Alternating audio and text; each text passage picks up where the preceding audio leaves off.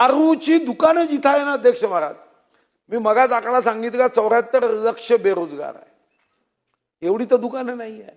Committee करा, तरुण आसपास राहतील आणि दारू पिऊन बाहेर निघागा आणि गाडी चालवत असेल तर 5,000 रुपयाचा दंड करा. तुम्हाला ड्रिंक अँड ड्राईव्ह मध्ये 5,000चा दंड करायचा.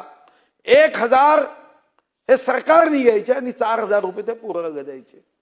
ते पोरं आपले पकडत राहतील ना, आपले पोलीस पकडत नसतील कारण त्यांच्यावर ताण आहे.